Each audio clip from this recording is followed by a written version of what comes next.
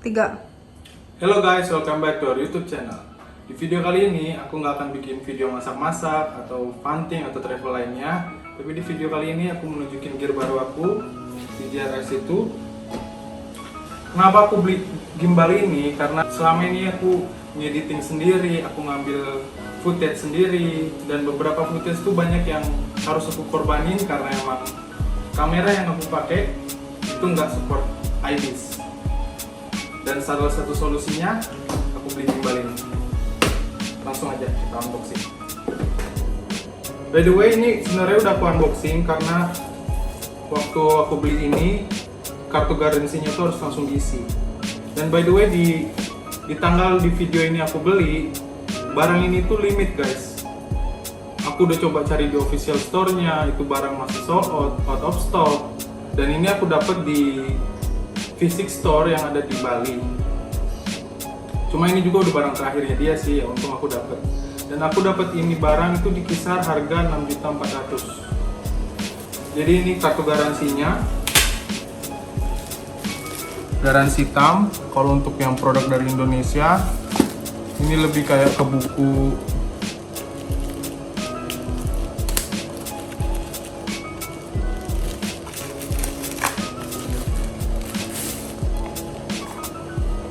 Ini lebih kayak ke buku manualnya. Ya, kalau kalian yang suka baca dari buku manual sih bagus. Cuma kalau kayak aku yang nggak suka baca dari buku manual, aku lebih suka lihat dari kayak gini, dari video atau dari internet lah, yang lebih gampang untuk kita mengerti. Jadi di sini yang kita dapat di DRS itunya. Pinggirin dulu. Kita dapat kakinya. Kita dapat kabelnya. Jadi kabel ini tuh untuk ke kamera, sama ini tuh untuk kabel casannya guys, untuk casan DJI-nya. Kita dapat plate untuk kameranya, dan ini juga untuk kameranya. Di sini kita dapat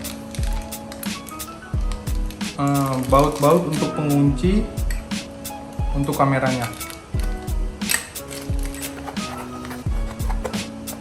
Sama ini guys, ini tuh fungsinya untuk kalau kalian pakai yang lensa yang lebih besar, ini tuh untuk menopang supaya lebih stabil.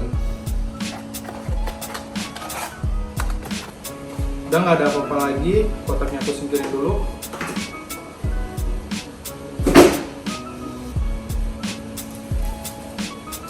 Jadi kita dapat buku manual, gimbal, dan kawan-kawannya. Langsung aja kita coba setup ya. Next, untuk setupnya kita bakalan ambil gimbalnya dulu. Kita bikin kayak gini guys. Kita kuncinya ada di bagian ini. Ini kita putar ke kanan. Kita pasang kakinya bawah sini.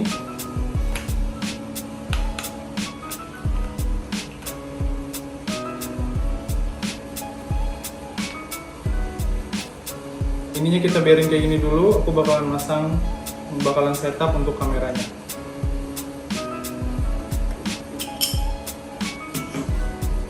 Oh ya guys, ini ada yang panjang, ini ada yang pendek. Aku udah pasang yang pendek karena mirrorless kamera itu bisa pakai yang lebih pendek. Kalau ini tuh untuk yang kamera DSLR yang lensanya lebih besar.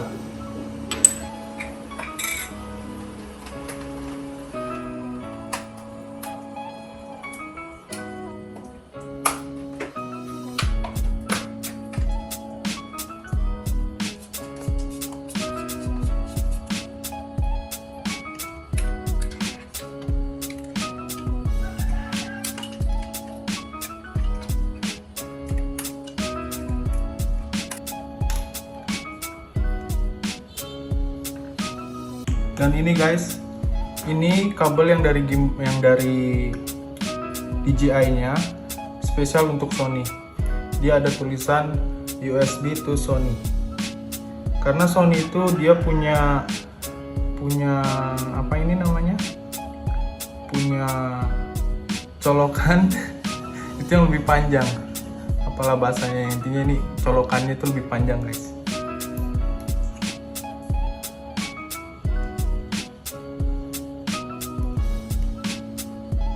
Ini aku masukin di sini. Sekarang aku setup kembali lagi.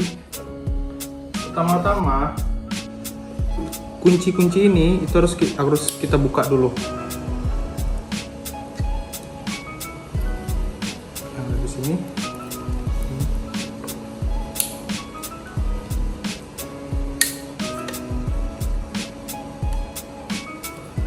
Dan satu lagi ada di sini.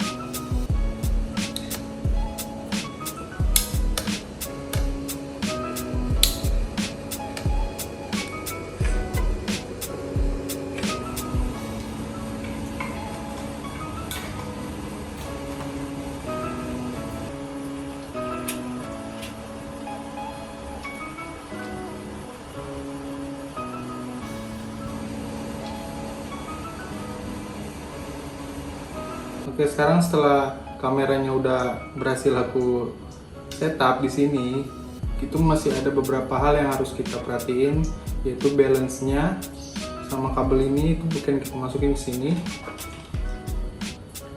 Yang RSS ini untuk yang kameranya. Nah, stepnya kita bakalan coba mulai dari atas. Kita bakal buka kunci yang ini.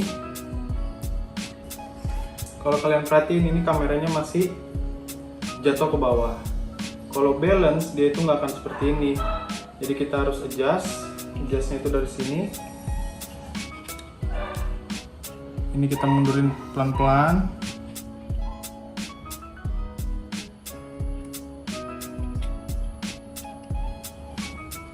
Nyampe dia tuh saat kita kayak gini, dia tuh balik ke kondisi normalnya, ke kondisi yang lurus.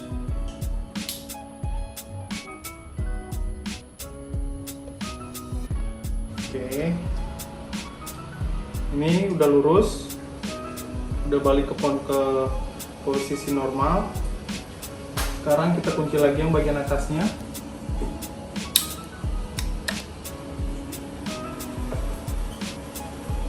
Sekarang yang kita, nah, kalau ini seperti ini, itu artinya dia belum normal, jauh dari normal. Kita longgarin bagian yang sininya.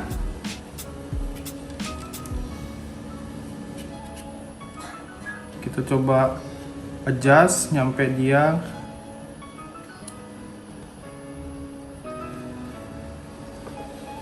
lurus lagi.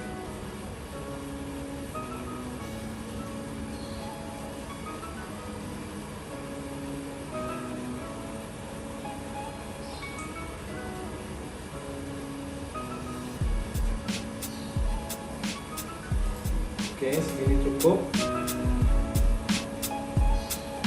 Ini kita kunci lagi. Sekarang kita adjust yang bagian ininya. Kita buka dulu. Cara adjust untuk bagian yang ini kita bisa miringin kayak gini. Kalau dia kita miringin ikut muter, itu artinya dia belum seimbang. Ini kita adjust, kita buka dari sini. Masih.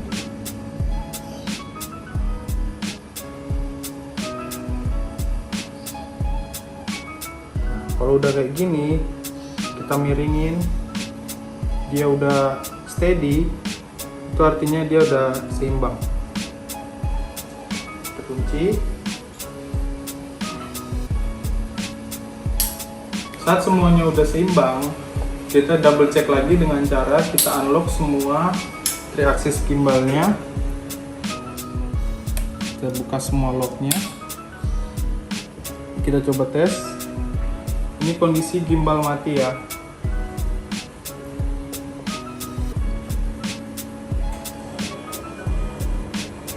Oke, ini masih kurang.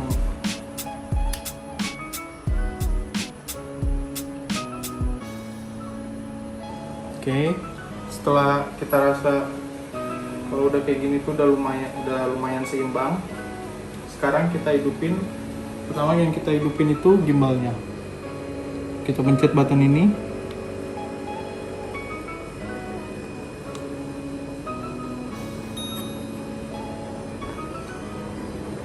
Lalu yang kita hidupkan kameranya.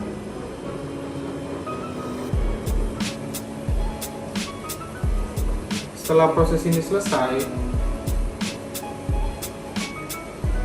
kita tetap harus double check lagi untuk ke gimbalnya dengan cara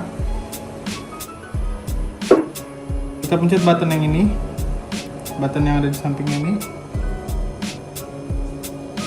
auto tune. Kita pilih, kita start, dia bakalan kalibrasi. Si gimbalnya ini bakal ngejudge untuk kestabilan gimbalnya. Setelah 100%, dia bakalan tulisan complete. Oke, sekarang gimbalnya udah ready. Aku bakalan ngejelasin sedikit fungsi dari tombol-tombol yang ada di gimbal ini dan juga tips and tricks shortcut untuk penggunaan yang lebih mudah pada DJI Race 2 ini. Pertama, aku bakal coba jelasin dari kegunaan tombol on off ini. Selain fungsinya emang untuk menghidupkan dan mematikan gimbalnya, fungsi lain dari tombol ini adalah untuk standby mode. Saat kita pencet 2 kali, itu logo bulan akan muncul yang artinya si gimbal ini lagi standby mode. Kegunaan dari standby mode, saat kalian lagi nggak pakai, ini motornya pun ikut mati. Ini bakalan nge-save baterai dari si gimbal. Untuk balikin ke posisi ready, kita press lagi, kita klik lagi 2 kali. Ini gimbalnya dalam posisi ready. Oke, aku bakal jelasin dari kegunaan mode pertama, pen follow mode, di mana mode ini dia hanya 3 aksis bagian sini dan bagian sini aja yang bekerja. Dia akan mengikuti kita, tapi untuk naik turunnya dia akan tetap seperti ini. Next, untuk mode kedua, kita pencet lagi M button ini. Oke, sekarang kita di mode kedua, PTF, Pan Tilt Follow. Kegunaan dari mode kedua ini, kalau di mode kedua bedanya, itu kamera untuk naik turunnya itu akan mengikuti gerakan kita. Tapi untuk yang ininya dia tetap.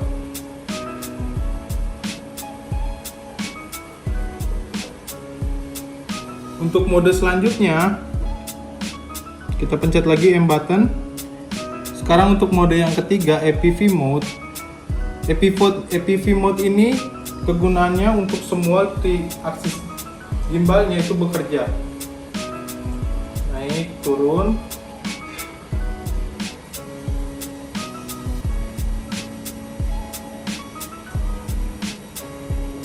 Oke, dari ketiga mode ini, itu kegunaannya lebih ke spesifik diri kalian masing-masing. Dalam arti, kalau aku pribadi, aku lebih suka yang mode kedua.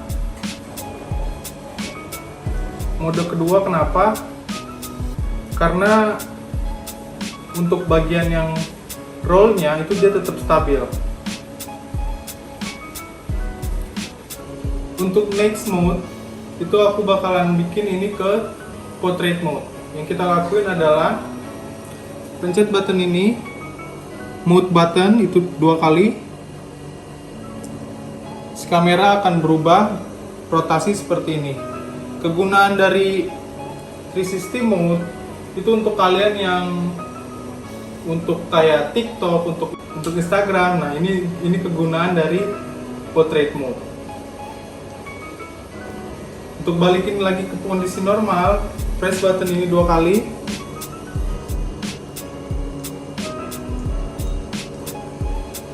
Untuk next mode, aku bakal merubah ini jadi 360 roll.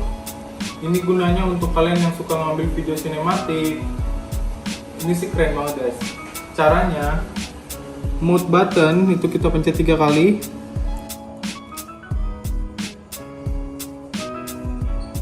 Kamera akan berotasi ke atas seperti portrait mode. Aku bakal pencet tombol ini untuk mengaktifkan 360 roll-nya.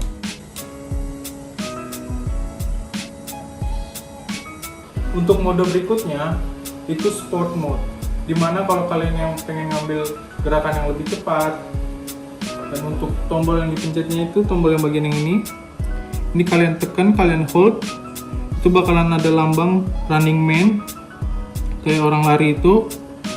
Saat udah mode seperti ini, gimbalnya itu gerakannya akan lebih cepat. Untuk mode berikutnya itu selfie mode, dimana buat kalian vlogger-vlogger itu sangat berguna. Yang kalian lakukan adalah pencet tombol ini 2 kali. Si gimbal bakal rotasi ke kita yang memegang gimbalnya. Dan satu lagi guys, ini penting buat kalian yang sering untuk penggunaannya. Kadang saat kalian gunakan, si gimbalnya itu gak mau balik ke posisi normal kayak gini contohnya. Dia nggak recenter. Yang kalian lakukan cukup tekan tombol ini lagi, dia akan balik ke posisi normalnya. Oke, jadi segini aja video untuk penjelasan gimbal di Yaris itu. Untuk contoh-contoh footage-nya tungguin aja di vlog-vlog aku berikutnya. Bye bye.